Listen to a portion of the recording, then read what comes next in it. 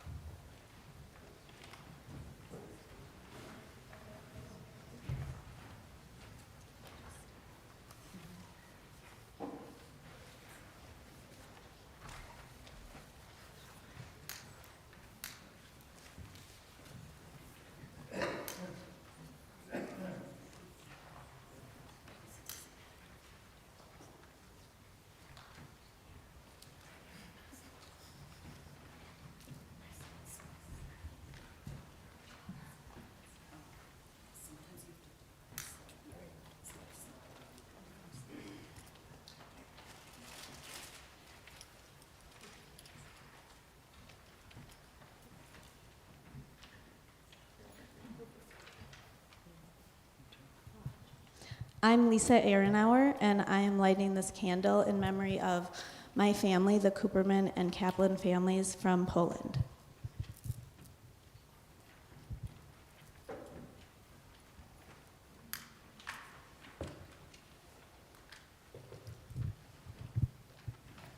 I'm Chuck Keyboard, and I'm lighting this candle in memory of my parents, Leo Keyboard and Hinda Danziger.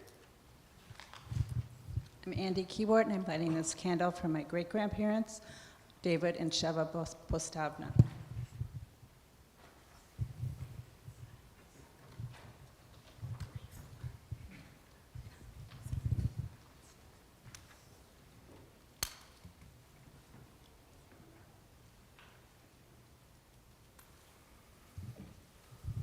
I'm Alyssa Kallman, and I'm lighting this candle in memory of my family from Germany and Poland that perished.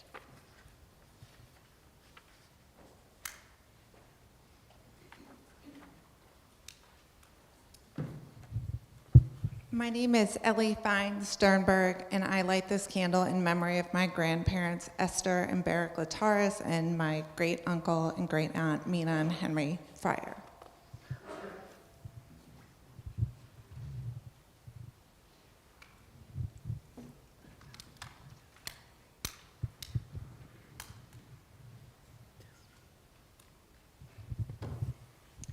I'm Helen Siegel, and I'm lighting the candle in honor of my mother and father's families from Germany, the Ullman family and the Hyman family.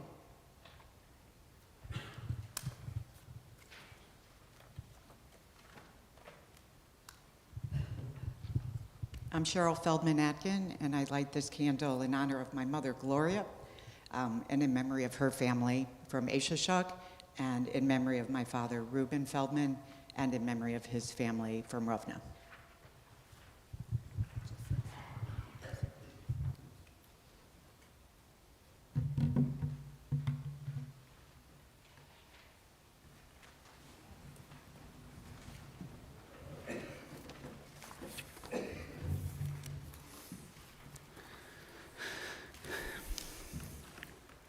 In Israel, Yom Hashoah is commemorated by a 2-minute blare of sirens throughout the country. It is observed in silence. Wherever Israelis are, they stop what they're doing. If they're driving, they pull their cars over to the side of the road and stand next to their vehicles. If they're at home or in their business, often they will go outside or stand where they are. It is the most unifying moment. It cuts across religious barriers, generation gaps, and economic inequalities. All who are able, please rise.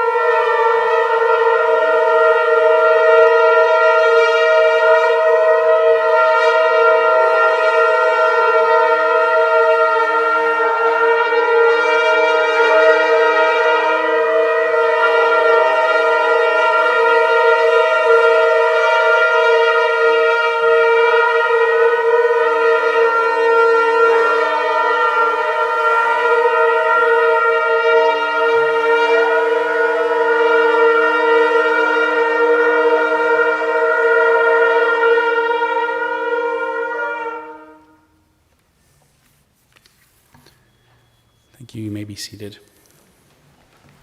We invite all second, third, and fourth generation survivors and family members to stand and recite the pledge on the first page of our program.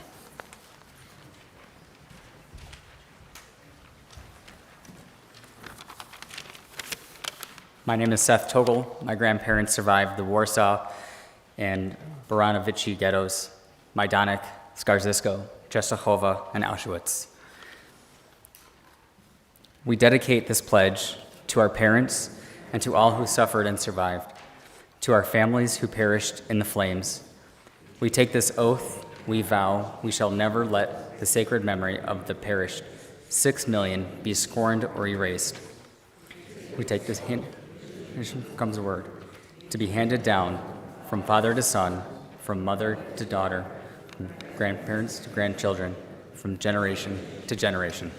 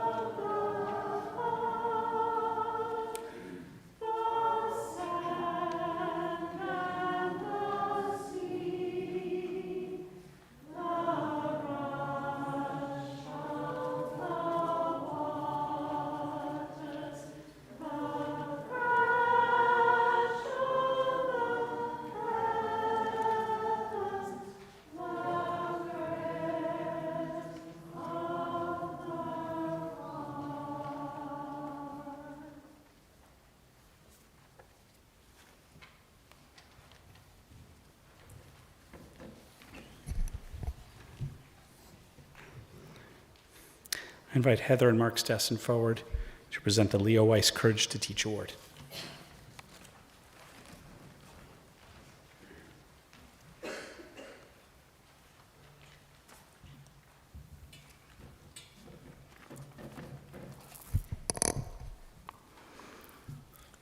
Hi, I'm Heather Stessen. It's my husband, Mark Stessen. In 2017, Mark and I and our adult children, along with my mother, Evelyn Weiss, established the Leo Weiss Courage to Teach Award in memory of my dad, Leo, a Holocaust survivor. Mark and I grew up in different countries. He's from the US, I'm from Canada. Our experiences in our families and with our acquaintances were very different. I grew up in a Holocaust survivor home surrounded by other survivor families, whereas Mark grew up in an American Jewish home where none of his relatives or friends were part of a survivor community. In fact, Mark said that he doesn't remember interacting with any Holocaust survivors during his youth. The one thing that we shared regarding the Holocaust is that neither of us received any formal education regarding this genocide. Even though I grew up in a family of survivors, my dad was reluctant to speak about his past. It wasn't until he had grandchildren that he started talking about his life before the war and the horrors that happened during the 4 years of captivity at the hands of the Nazis. We are encouraged and thankful for all the work the JCRC is doing with the Minnesota legislature to make the Holocaust and other genocides mandatory education for high school students in Minnesota. With that said, we get back to the reason for this award. Dad was passionate about education in general, but he made it his goal in his retired life to help others, young and old, Jews and non-Jews, understand the impact of hate. He spoke to many groups of students, both in schools and church groups. He spoke to groups of young people who were marginalized because of their home life. Dad shared his story of courage and compassion, in addition to the atrocities experienced at the hand of the Nazis, who were bent on annihilating Jews and all those they regarded as imperfect.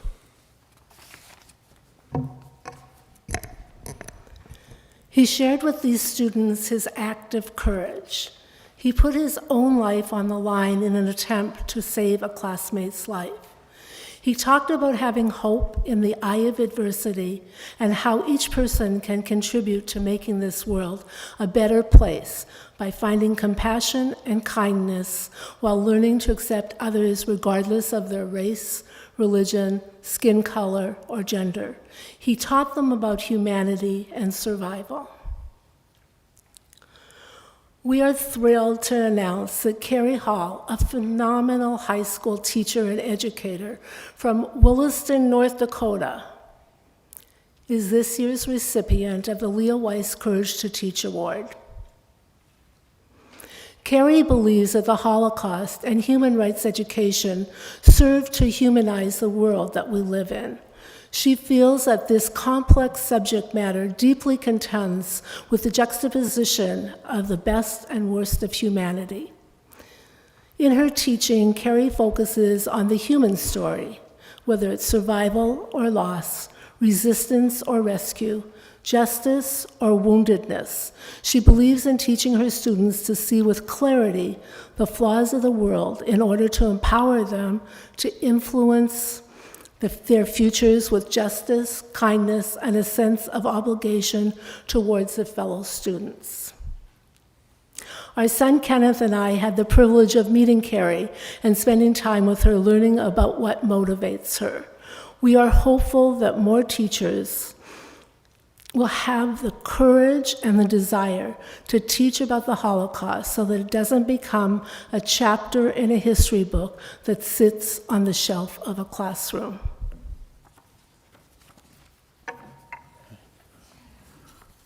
Unfortunately, because of her commitments to the classroom, it was impossible for Carrie to travel to the Twin Cities for the annual trip to the Holocaust Museum in Washington, D.C., as well as the Yom Hashoah. She shared with us her appreciation of receiving this award and her commitment to continue teaching about the Holocaust. Thank you.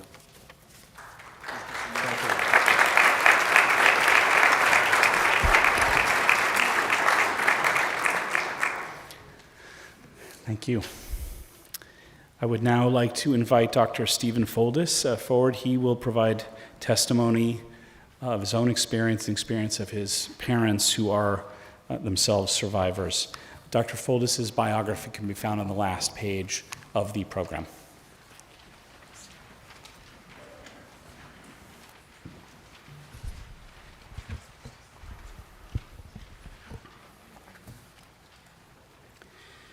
When I was growing up in Budapest and then Los Angeles, my parents, both survivors of the Shoah and Hungary, talked about the Holocaust. In fact, the Shoah was all around me. It was there in the tattooed numbers on my aunts and uncles' arms. It was there when I got home from school and my grandfather and nanny would be sitting at the dining table, sipping tea and cursing the Nazis. I found the stories, and particularly the strong emotion with which my mother shared her stories with me, overwhelming. Much later, as an adult, I learned that I was far from alone as a child of survivors in having a hard time growing up in the shadow of the Holocaust. Even as an adult, I didn't find it easy to listen to or to even remember my parents' stories and still rely on my wife's better recall of their tales.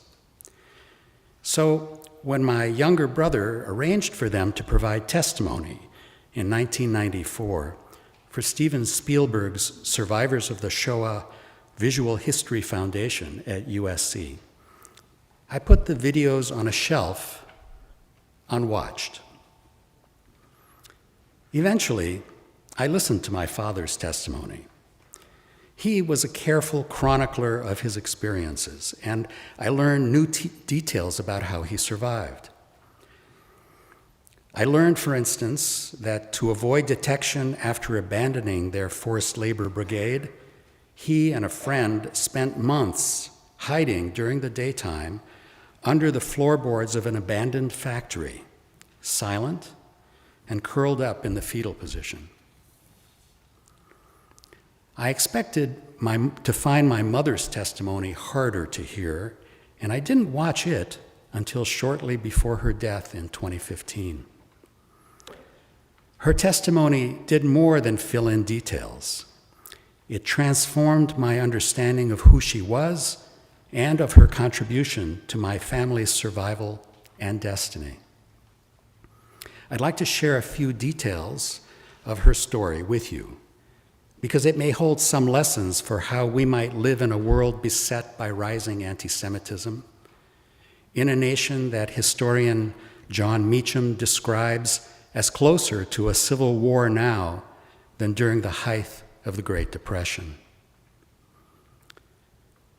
My mother was born Keller Valeria, Valerie in English, the second of three children of Keller David and his wife, Man Regina. They lived in a comfortable house in Sátoralja Újhely, a market town in northeastern Hungary near the Carpathian Mountains. By 1922, when she was born, Újhely, as it was also known, had some 6,500 Jews, more than a quarter of the town's population, and boasted at least two impressive synagogues, a Jewish hospital, and other Jewish institutions. Before the war, the Jews and Gentiles in Újhely did well together. For instance, Valerie went to a high school at the highly regarded Sisters of Mercy Convent School, along with many local Jewish kids, where she also learned the art of sewing. She said that the nuns were kind and fair, and the curriculum included excellent religious education by a local rabbi. And her father, David, owned both a kosher and a non-kosher butcher shop in the same building. But as the clouds darkened elsewhere in Europe, anti-Semitism blossomed throughout Hungary. Starting in 1938, the Hungarian government enacted hundreds of anti-Semitic edicts designed to restrict Jews in all areas of life and imposed forced labor. My mother was 10 days past her 22nd birthday when the Nazis marched into Budapest on March 19, 1944. She was there at that fateful time and watched the Nazi parade. She was staying at an aunt and uncle's house, having fled there following an argument with her very observant mother over a man she loved. Although he was Jewish, her mother, partly on the advice of her rabbi, forbade their relationship, and Valerie left home hurt and angry. In Budapest, she found a job in a department store, altering ready-to-wear clothing. But as the Nazis clamped down, the store closed. At first, Valerie was able to stay in contact with her parents by mail and sent home canned food. She asked if they wanted her to come back to Újhely, but they told her to stay in Budapest because the Nazis were moving even more quickly outside the capital.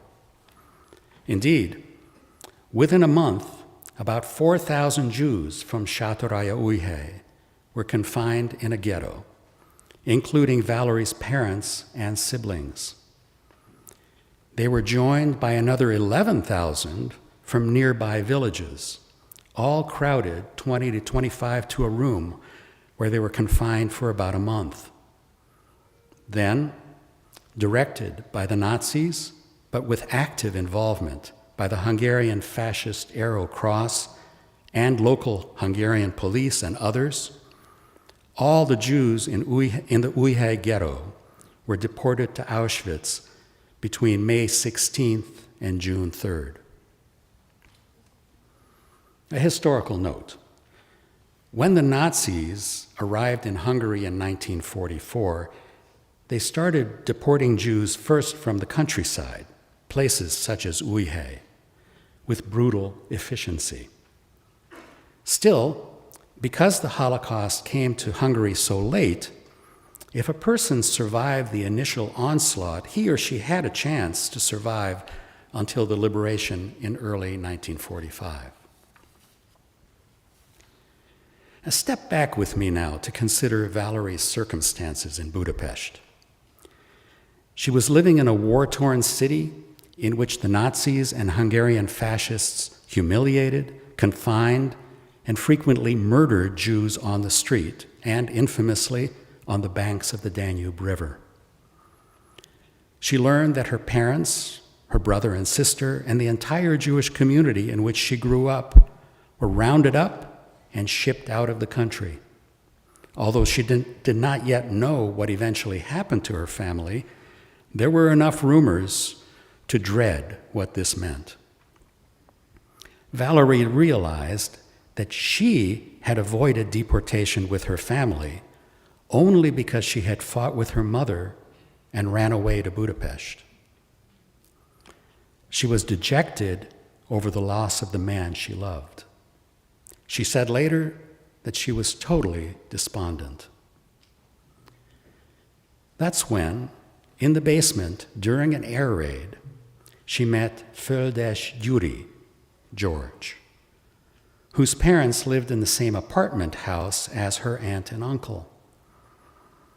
When the Nazis forced Jews out of their homes in Budapest, George's parents moved into the same apartment with her aunt and uncle. George befriended Valerie, and as the Nazi threat escalated, offered to get her false papers from some Christian friends. Both George and Valerie were drafted into forced labor. Valerie was put to work clearing debris from a bombed-out street. Soon, George heard that the Nazis were about to create a ghetto to further confine the Jews in Budapest. He alerted Valerie, and she hid for 2 days in a shattered house on the street that she had been clearing, sleeping on a couch. She found a jar of jam, the only food she had to eat, and a bottle of German cologne called number 4711 that she used to freshen up. Then George found her and warned her that the Nazis were searching for Jews as she couldn't stay there any longer. Depressed and hunted by the Nazis, she contacted a friend near Újhely who had married a Christian man and was, for the moment, protected. They lived on what Valerie described as an out-of-the-way ranch where there were only a few houses on a dead-end road, and they offered sanctuary. George, who was an only child, asked her to take his parents with her, and she assumed this responsibility.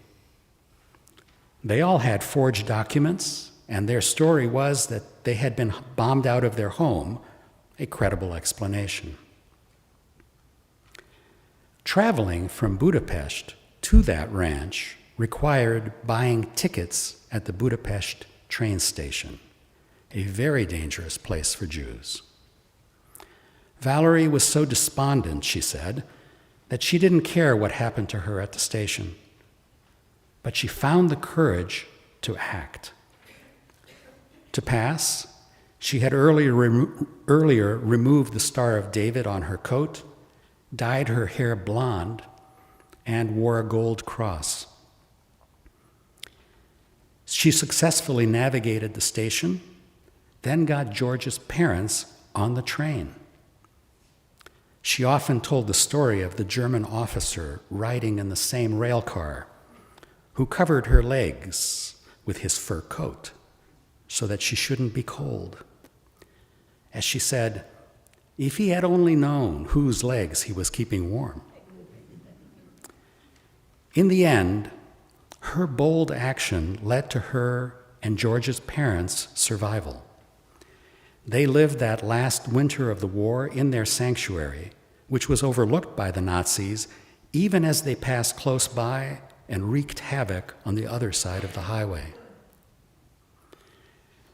As soon as the Russians liberated Hungary, George came to meet them. They visited Újhely, where they saw that her home had been looted and everything was gone. It was then, when it was clear that nothing was left of her life in Újhely, that George proposed to her. She believed then, it turned out erroneously, that the man she loved and over whom she fought with her mother had died, and she accepted George's proposal. Better, she must have thought, to be with a man who helped save her and cared for her, and whose parents she had saved in turn, than to face post-war life alone and without her family. They were married on her 23rd birthday, March 9th, 1945. Valerie never saw her parents after she ran away from Újhely.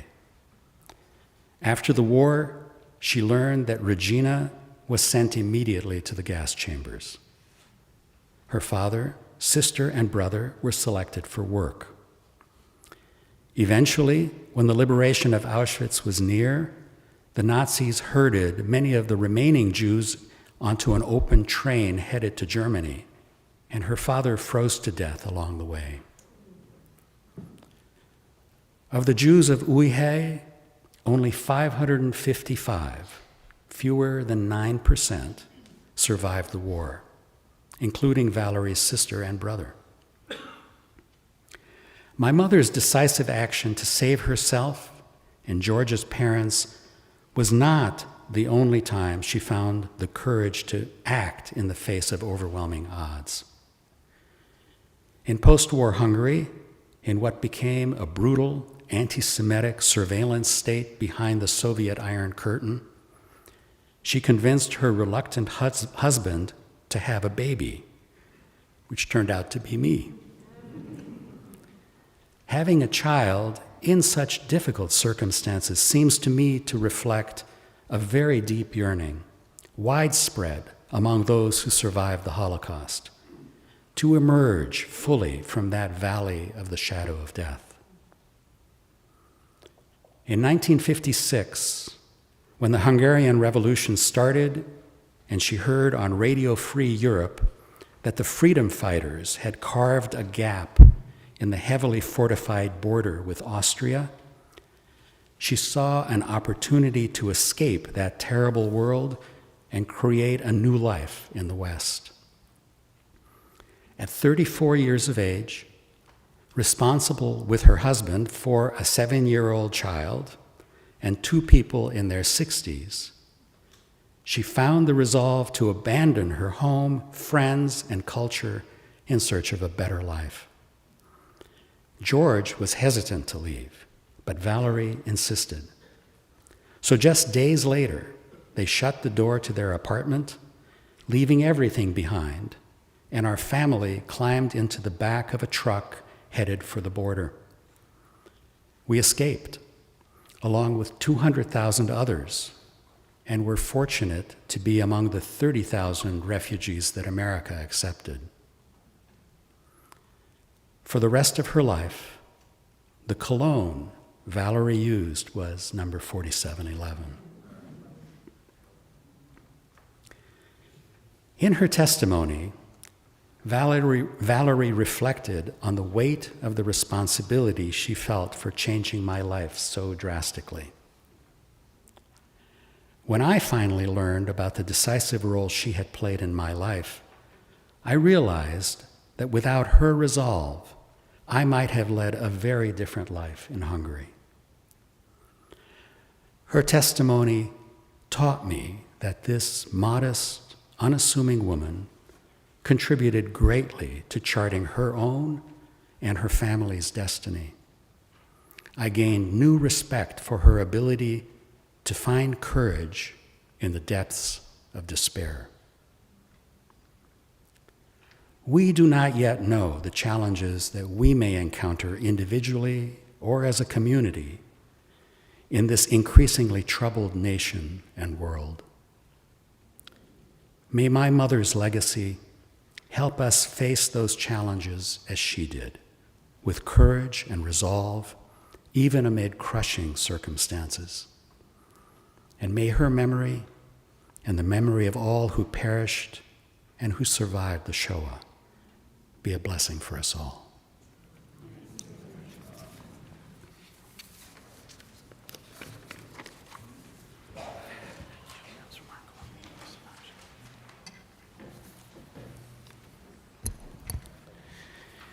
I'm now going to share a poem with you, written by the great Yiddish poet Yankov Gladstein. It was published soon after World War II and is his response to the events of World War II and to the Shoah. It's called Un Yidden, Without Jews. Without Jews, no Jewish God. If, God forbid, we should quit this world, your portent's light would go out. Un Yidden wird nicht sein kein jüdischer Gott. Gehen mir Chalila weg von der Welt, verlässt sich das Licht von dein Ohren gezelt. Abraham knew you, God, in a cloud. Since then, you are the flame of our face, the rays our eyes blaze, our likeness whom we formed, in every land and town a stranger. Shattered Jewish skulls, shards of the divine, smashed, shamed pots, these were your light-bearing vessels, your tangibles, your portents of miracles. Now count these heads by the millions of the dead. Around you, God, the stars go dark, our memory of you obscured. Soon your reign will close, where Jews sowed a scorched waste. Dews weep on dead grass, the dream raped, reality raped, both blotted out. Whole congregations sleep, the babies, the women, the young, the old. Even your pillars, God, your rocks, the tribe of your saints, sleep their dead, eternal sleep. Wer wird dich verleumden, wer gedenken? Wer wird dich lekenen, wer wird dich bänken? Wer wird zu dir auf ein verbänkter Brick, weg von dir, gedeht zu kommen zurück? Who will dream you? Who will remember you, God? Deny you, yearn after you? Who will flee you, only to return over a bridge of longing? No end tonight for an extinguished people. Heaven and earth wiped out, your tent void of light. Flicker of the Jews' last hour. Soon, Jewish God, your eclipse.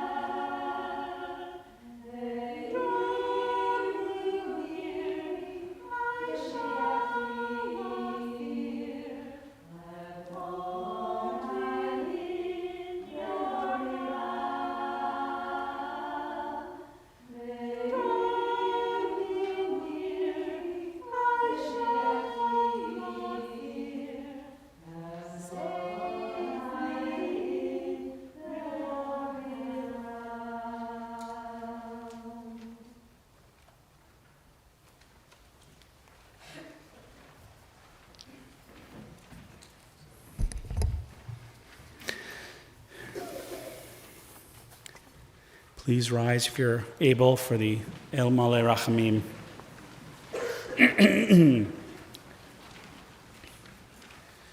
El Maleh Rachamim, Shochen Bamromim, Hamtzeh Menucha Nechona Tachat Kanfei HaShechina, B'ma'alot Kedoshim U'Tahorim, Kezohar Rakim Mazirim, L'nishmot kol achenu b'nei Yisrael, sheshet milyonei hayudim, shenitbechu b'shoah, anashim shenishchatu, v'shenisrefu, shemasru et nafsham al kiddush Hashem, b'gan eden te'menuchatam. Ana nashim v'tav shenehergu, Bal Rachamim, Hastirem beseter kanafecha leolamim. V'yitzror b'yitzrachayim and nishmotehem. Adonai hu nachalatam. V'yanuchu v'shalom al mishkvotehem. V'nomar Amen. Together, exalted, compassionate God, grant infinite rest in your sheltering presence among the holy and the pure, to the souls of our brethren who perished in the Shoah, men, women, and children of the house of Israel, who were slaughtered and suffocated and burned to ashes. May their memory endure and inspire deeds of charity and goodness in our lives. May their souls thus be bound up in the bond of life. May they rest in peace, and let us say, Amen. Please respond to this Kaddish by calling out when I go to each of the death camps and concentration camps together. Yitkadal, Auschwitz. V'yitkadash, Shmei Rabbah.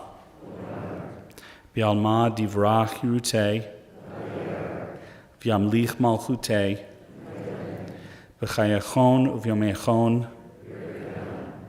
uv'chaye dechol beit Yisrael, ba'agala uvizman kariv v'imru, amen. Yehi shmei rabba mevarach leolam olomel maya, yitbarach v'yishtabach, v'yitpa'ar v'yitramam, v'yitnaseh v'yitadar, v'yitale v'yitalal, shmei kudusha, brichu le'ela, min kol birchata v'shirata, tushbachata v'nechamata, da'amiran bi'alma, v'imru, Yehi shlama rabba min shmaya, v'chaim tovim aleinu v'al kol Yisrael, v'imru, amen. Oseh shalom b'imrumav, hu ya'aseh shalom, aleinu v'al kol Yisrael, v'imru, amen. Are there survivors with us? Survivors?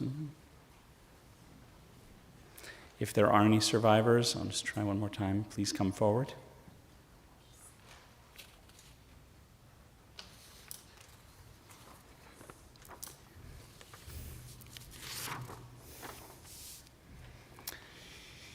We've come to a poignant time in our Yom Hashoah program. When we began holding our annual Yom Hashoah commemoration more than 30 years ago, we would have over 300 Holocaust survivors coming up to the bima to light candles. We find ourselves, it seems, with no survivors here tonight, wishing or able to light a candle. This marks a significant turning point for us as a community, as we hand the responsibility of remembering to the next generation. At this time, we invite all descendants of survivors to come up to the bima. We will give out as many candles as we have, but all who come up to the bima will provide a strong statement that we will always remember our community as survivors of the Shoah.